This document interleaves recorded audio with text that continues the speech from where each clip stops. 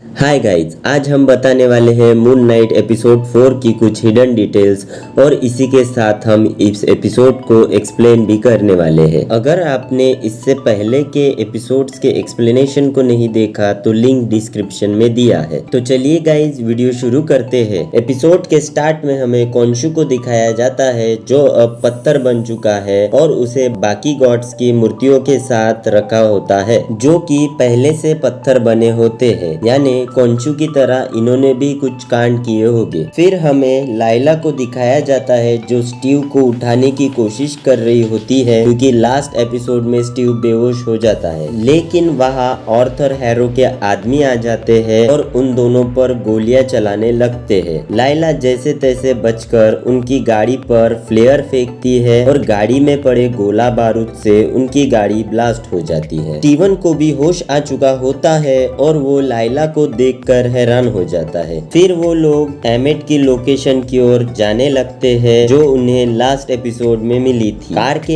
एक मिरर में हमें मार्क नजर आता है और वो स्टीवन से कहता है कि कंट्रोल मुझे दे दे क्योंकि कोंशु अब पत्थर बन चुका है और जिसकी वजह से ये मून नाइट में ट्रांसफॉर्म नहीं हो सकते, यानी इनके पास कोई पावर नहीं और अगर कुछ प्रॉब्लम आती है तो स्टीव उससे नहीं निपट सकता। लेकिन स्टीवन मार्क की बातों को अनदेखा कर देता है और लाइला भी स्टीवन को कहती है कि मार्क को कंट्रोल दे दो, पर स्टीवन उसे बताता है कि उन दोनों के बीच में सौदा हुआ है कि जब कोंशु का काम हो जाएगा तो मार्क स्टीवन की लाइफ से हमेशा की चला जाएगा। लाइला कार रोकती है और बोलती है हमें यहाँ से पैदल जाना पड़ेगा। वो नीचे जाते हैं और हमें वहाँ फिर से एक बकरी दिखाई जाती है। वो लोग आगे बढ़कर देखते हैं वहाँ हैरो के लोग पहुँच चुके होते हैं। लाइला और स्टीवन कुछ टेंट से ट्रैकिंग का सामान चुराते हैं, पर वहाँ स्टीव को फिर मार्क कंट्रोल मांगता है, पर स्टीव उसे फिर से मना कर देता है। मार्क स्टीवन को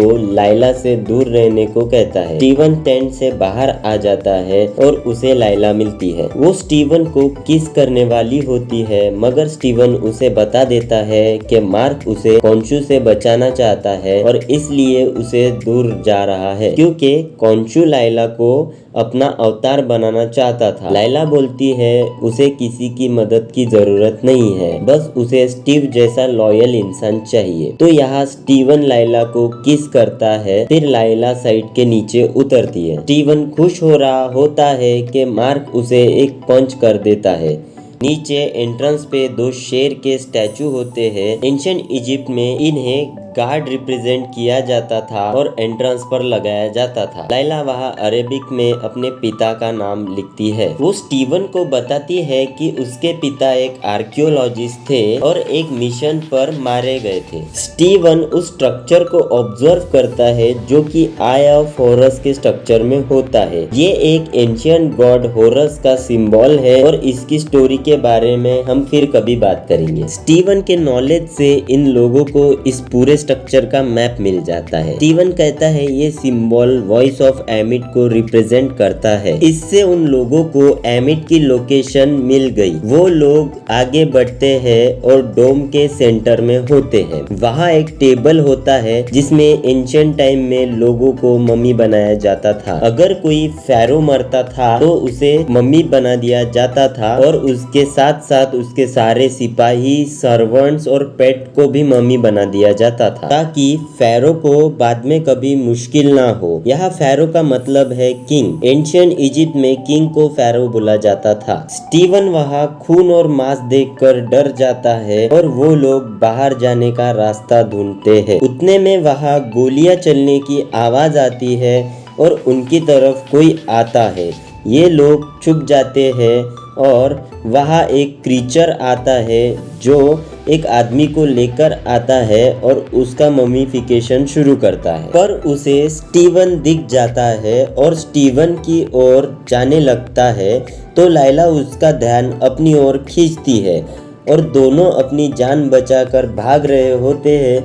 उतने में स्टीवन उस पर एक बेंच गिरा देता है। लाइला को एक खाई मिलती है जहाँ से वो बचकर जा रही होती है, लेकिन वहाँ फिर वैसे ही क्रीचर से उसका सामना होता है। लाइला जैसे तैसे फिर फ्लेयर की मदद से उस क्रीचर को हरा देती है और इस सीन के बाद हैरो को दिखाया जाता है जो लाइला को बताता है कि उसके पिता को कुछ मर्सिनरीज ने मारा था, जिसमें से एक मार्क स्पेक्टर था। दूसरी ओर स्टीवन डोम में पहुंचता है और वहां उसे पानी में मार्क दिखता है जो स्टीव से नाराज है, बट क्योंकि स्टीव ने लाइला को सच बताया था तो मार्क उसे थैंक बोलता है। आगे स्टीवन दो फेरोज का नाम लेता है जिनमें से एक था तुतमोस II और दूसरा था नेफर्टिटी। तुतमोस II का टॉम तो पहले ही मिल गया था, तो स्टीव अंदाजा लगाता है कि ये नेफर्टिटी का टॉम होगा, पर टॉम के पास जाकर उसे वहाँ मेसिडोनियन लैंग्वेज में लिखा दिखता है, जिससे स्टीवन समझ जाता है ये टॉम अलेक्जेंडर द ग्रेट का है। आप लोग अलेक्जेंडर को तो जानते ही होंगे, जिसे सिकंदर भी कहा जाता है। मार्वल वाले अपनी सीरीज में रियल लाइफ इवेंट्स भी ऐड करते हैं, जैसे इससे पहले हमने लोकी सीरीज में डीबी कूपर का एग्जाम्पल देखा था। स्टीवन अलेक्जेंडर के मम्मी के अंदर से एमिट को ढूंढ लेता है, उतने में वहाँ लाइला आ जाती है। वो स्टीवन से पूछती है कि क्या मार्क उसे सुन सकता है। लाइला उससे पूछती है कि क्या उसके पिता को मार्क ने मारा। स्टीवन घबरा जाता है और डर के मारे कंट्रोल मार्क को सौंप देता है। मार्क उसे वहाँ से चलने के लिए कहता है, मगर लाइला को सच जानना था, तो मार्क उसे बताता है कि उस रात क्या हुआ था। उसके पिता को मारने वाले ने मार्क को भी मार ही डाला था और कॉन्शु ने उसे बचा लिया। ये क्लियरली एग्जैक्ट रेफरेंस है मार्वल कॉमिक से मून नाइट के ओरिजिन का, जिसमें रॉयल बुशमैन कुछ मर्सिनरीज एंड आर्कियोलॉजिस्ट के साथ खजाना ढूंढने के मिशन पर था। खजाने की लालच में उसने लाइला के पापा को मार दिया था। उसी लड़ाई में मार्क भी घायल हो गया था। उसे वहाँ के लोग मून गॉड कोंशु के टेम्पल में ले गए थे और वही मार्क कोंशु का अवतार मून नाइट बनता है। बस कॉमिक्स में लाइला भी वहाँ होती है, पर शो में ऐसा नहीं दिखाया गया। खैर, लाइला और मार्क वहाँ से निकल ही रहे होते हैं, उतने में वहाँ हैरो के आदमी आ जाते हैं, पर मार्क सबसे लड़ने लगता है और लाइला एमिट के स्टैचू लेकर बाजू में छुप जाती है। उतने में हैरो मार्क पर गोली चलाता है और मार्क पानी में गिर जाता है, बिल्कुल गेट अप मूवी की तरह। और इसके बाद जो होता है वो बिल्कुल भी एक्सपेक्टेड नहीं था। नेक्स्ट सीन में हमें एक मूवी दिखाई जाती है जिसमें हीरो का नाम होता है स्टीवन ग्रांट। वो लूनर गॉड एस्ट्रिक को मेंशन करता है, जिसका मतलब होता है मून गॉड कोंशु। फिर दिखता है क्रॉली, जो एपिसोड 1 और 2 में गोल्डन स्टैचू बना था। उसके बाद डॉना को दिखाया जाता है, जिसके हाथ में स्कैरेब का टॉय होता है और सेम टॉय उसके हाथ में तब होता है जब हमें इसे 1st एपिसोड में दिखाया जाता है। फिर एक लेडी को कोंशु की ड्राइंग करते हुए दिखाया जाता है, जो लास्ट एपिसोड में लाइला का पासपोर्ट बना रही थी। और इन सब के साथ हमें लाइला को भी दिखाया जाता है। ये सब वही कैरेक्टर है जो रोज स्टीवन के लाइफ के पार्ट में थे। वहाँ मार्क को एक शीशा दिखता है जिसमें वो स्टीवन को बुलाता है और उसका रिप्लाई स्टीवन देता नहीं, तो मार्क चेयर से उठता है पर गिर जाता है क्योंकि उसके पैर बंधे होते हैं, बिल्कुल वैसे जैसे स्टीवन सोते समय खुद को बांधा करता था। इसी के साथ हमें मून नाइट का टॉय दिखाया जाता है जो मार्क के हाथ में होता है। नेक्स्ट सीन में हमें हैरो को दिखाया जाता है जो डॉक्टर बना होता है और मार्क को ये बिलीव करने की कोशिश में होता है कि ये सब उसका इमेजिनेशन है, पर मार्क हैरो की छड़ी और रिफ्लेक्शन में उसका पैंट देखकर समझ जाता है कि हैरो झूठ बोल रहा है। तो स्टीव वहां से भागने की कोशिश करता है। उसे पकड़ने के लिए 2 लोग आते हैं जो वही होते हैं जिन्हें पहले हमें पुलिस दिखाया गया था, पर मार्क वहां से किसी तरह भाग जाता है।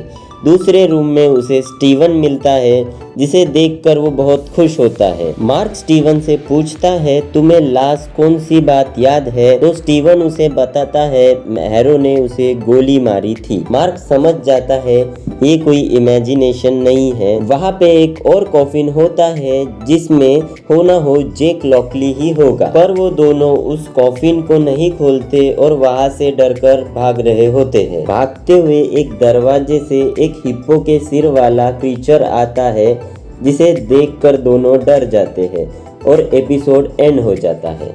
इजिप्शियन माइथोलॉजी के मुताबिक वो हिप्पो जैसा गॉड टॉगर है जो god of fertility and protector of mother and children कहा जाता है। तो गाइज ये जो सीन था एंड का, ये कॉमिक से इंस्पायर्ड है। मून नाइट की जेफ लिमायरी की स्टोरी में मार्क ऐसे ही एक असाइलम में उठता है। उसे वहाँ जो लोग मिलते हैं वो वही लोग थे जिनसे वो डे टू डे लाइफ में इंटरेक्ट करता था। वहाँ उसका ट्रीटमेंट डॉक्टर एमिट करती है जो डायरेक्टली कनेक्टेड होती है गॉड एमिट से। कॉमिक में सब मार्क को ये यकीन दिलाने की कोशिश करते हैं कि जो कुछ उसके साथ हो रहा है वो उसके इमेजिनेशन है, पर वहाँ मार्क नहीं मानता और भागने की कोशिश करता है। तब उसे पता चलता है कि उसे एक अलग डायमेंशन में, एक अलग वॉइड में कैप्चर करके रखा है और ये सब कोंचु का कराया होता है। बट आप तो मार्वल वालों को जानते ही हो, ये कुछ भी कर सकते हैं। तो यहीं पे हमारा ये वीडियो ख़त्म होता है और अगर आपको एक्सप्लेनेशन पसंद आया तो प्लीज़ चैनल को सब्सक्राइब कीजिए और कमेंट करके हमें बताइए कि आपको नेक्स्ट वीडियो किस टॉपिक पर चाहिए। Bye guys.